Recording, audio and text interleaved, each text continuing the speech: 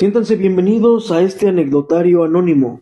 Este espacio es para hablar sin máscaras, sin juicios y con mucha empatía. Aquí vamos a tocar temas que todos vivimos, pero que pocos se atreven a decir en voz alta, tales como la soledad, la ansiedad, la tristeza, las relaciones que duelen, pero también las que nos enseñan. Cada capítulo estará inspirado en historias que ustedes me han enviado, por lo cual agradezco infinitamente y que me pueden seguir enviando de forma anónima para que las analicemos de forma psicológica en esta serie de videos. En este primer episodio vamos a hablar de las relaciones dependientes, en las que dejamos de ser nosotros mismos por miedo a perder a la otra persona. Así es que, si alguna vez te has sentido de esta forma o te han dicho que estás en una relación de este estilo, este capítulo es para ti. Primero vamos a analizar la pregunta importante. ¿Qué es una relación dependiente? Es aquella donde una o ambas personas sienten que no pueden estar bien una sin la otra y basan todo su bienestar, tanto emocional como su autoestima, en las decisiones de su pareja. Una relación dependiente no siempre empieza mal.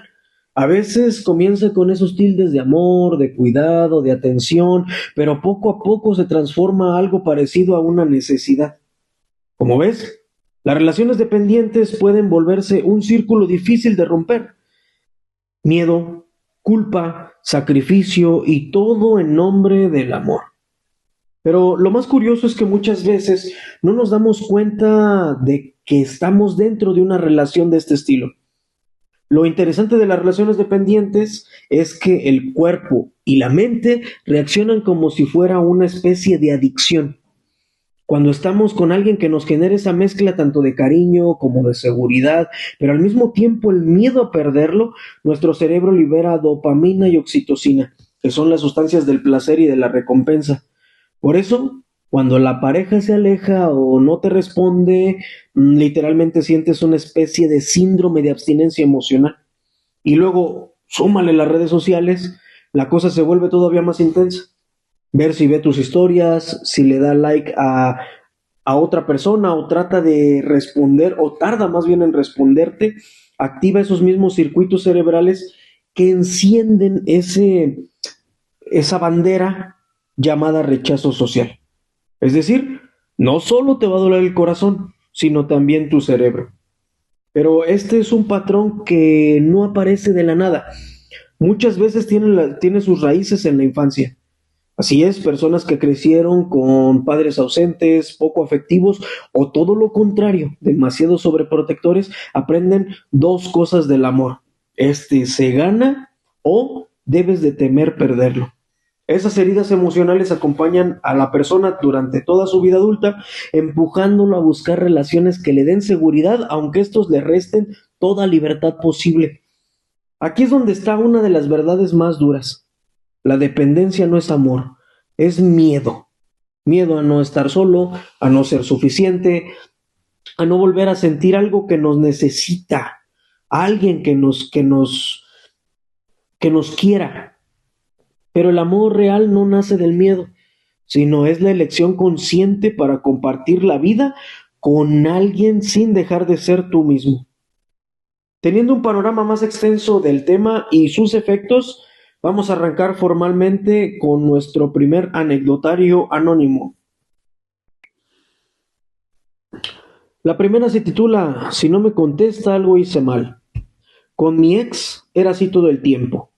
Si le mandaba un mensaje y no me respondía en unos minutos, sentía que algo estaba mal. Me invadía una ansiedad horrible. Revisaba su conexión, volví a leer mis mensajes para ver si había dicho algo que pudiera molestarlo. Cuando finalmente contestaba, ya estaba tan alterada que terminábamos discutiendo. A veces le pedía perdón por cosas que ni siquiera sabía que habían pasado, solo para que no se alejara.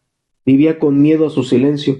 Cada notificación me aceleraba el pecho, pero cuando no llegaba ninguna, sentía un vacío en el pecho.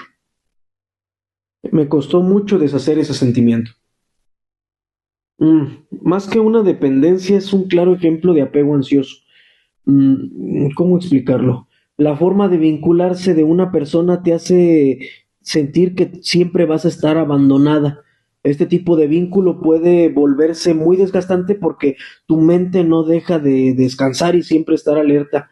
interpretando cada pausa y silencio como un gesto de rechazo inminente. Cuando esto ocurre, el cuerpo reacciona y aumenta tu ritmo cardíaco, se eleva el cortisol, que es la hormona del estrés, y activa una necesidad urgente de reparar la conexión, aunque no haya una amenaza como tal o una amenaza real. Con el tiempo, esta dinámica se vuelve un ciclo. Fíjate, mientras más miedo se siente, más necesidad hay de controlar. Y mientras más intentas controlar, más se aleja la persona de ti. Por eso este tipo de relación es muy dañina para la estabilidad emocional, porque te destroza la autoestima. Puede que no te des cuenta al principio, pero esa relación que tienes, o más bien la forma en la que tienes de mantener viva la relación, es el problema. Y la obsesión constante por el control. En una relación sana, el silencio no debe de ser ningún castigo, más bien debe de ser un espacio libre donde puedas disfrutar en un refugio seguro con tu pareja. Esto es lo que podemos sacar de esta parte. La segunda historia dice, dejé de hacer todo por estar con ella. Dice aquí, antes de conocerla, mi vida era bastante equilibrada. Salía con mis amigos, hacía ejercicio, tenía metas, pero poco a poco, sin darme cuenta, todo empezó a girar en torno a ella. Si me invitaban a salir y ella no podía, yo tampoco iba. Si tenían un mal día, cancelaba mis planes solo para estar pendiente de cómo se sentía. Llegó un momento en el que mi rutina, mis decisiones, hasta mi estado de ánimo dependían de cómo estaba ella. Cuando terminamos sentí un vacío enorme. No solo la perdí, sentí que me había perdido a mí mismo. No sabía qué me gustaba, qué quería, ni siquiera recordaba qué me hacía feliz antes de esa relación. A este tipo de caso refleja lo que la psicología maneja o funciona como una fusión emocional o pérdida de la identidad dentro del vínculo. ¿Qué es lo que sucede aquí? Que la persona pierde su yo individual y todo lo que giraba antes al nosotros ahora gira alrededor de una sola persona. Aunque la apariencia pueda parecer amor, en el fondo es una forma de dependencia que te va asfixiando de forma lenta. Al padecer este tipo de espacios, tus pasiones, tus relaciones, tu entorno como tal, se centra en una sola persona. Entonces, el riesgo emocional es muy enorme porque si esta persona se va por algún motivo, entonces todo tu mundo se derrumba. Este tipo de relación lo que hace es generar culpa, autoabandono, amenazas en donde crees que la necesidad de los otros es mucho más importante que la tuya propia. Y sin darte cuenta, obviamente te desconectas de ti mismo. Ese tipo de dependencia no es para nada buena porque mm, ejecuta tu capacidad para estar bien contigo mismo. Recuerda esto, una relación sana no te pide que pierdas o que te pierdas para poder querer a las personas. Más bien te invita a que crezcas con las partes que estás y que juntos hagan algo diferente.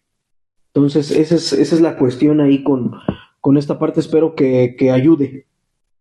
La última. Dice aquí, aguanté demasiado por miedo a perderlo. Desde el principio hubo señales, pero yo no las quise ver. Era celoso, controlador, se enojaba por cosas pequeñas, pero cada vez que me decía que me quería, yo sentía que valía la pena aguantar. Uf. Con el tiempo, los gritos se hicieron más frecuentes. Lloraba, me pedía perdón y yo lo perdonaba. Me decía que iba a cambiar y yo le creía, porque la idea de estar sin él me aterraba. Pensaba, ¿y si nadie me quiere? ¿Y si me quedo sola? Así pasaron los meses. Me aislé de mis amigos, de mi familia, y llegué a creer que yo provocaba esas reacciones. Este tipo de dependencia es una dependencia extrema emocional. Es ese miedo que se vuelve cada vez más fuerte por ese deseo de estar bien con él. Aquí el vínculo pasa de ser afectivo al tóxico, porque las partes que no terminan por encajar, por embonar. Entonces las conductas se vuelven dañinas y por no enfrentar la soledad te enfrentas a ese tipo de problemas. La discusión con esta dinámica es que va destruyendo poco a poco la autopercepción. Las personas justifican el maltrato y crees que puedes de cierta forma como salvar o reconfigurar o sí a tu pareja, pero en un nivel psicológico este tipo de relación es un círculo vicioso. El maltrato obviamente baja la autoestima y con la baja autoestima se hace muy difícil salir de ese tipo de problemática.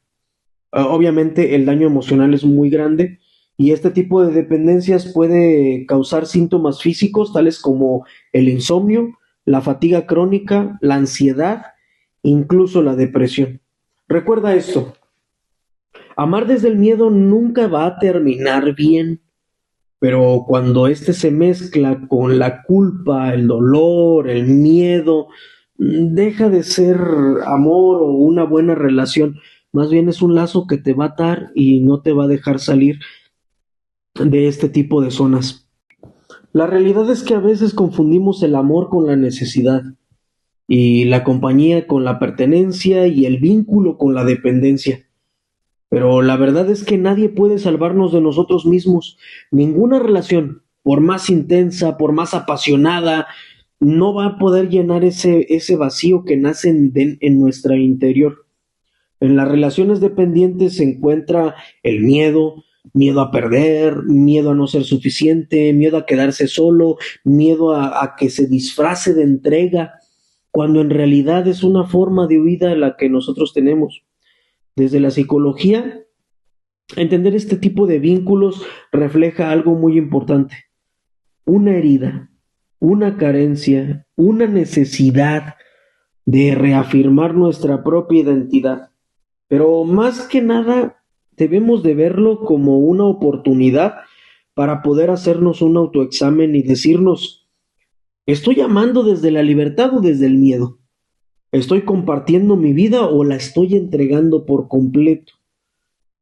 Amar, insisto, no debe de doler, más bien debe de permitirte crecer con la otra persona, aunque ésta no lo haga.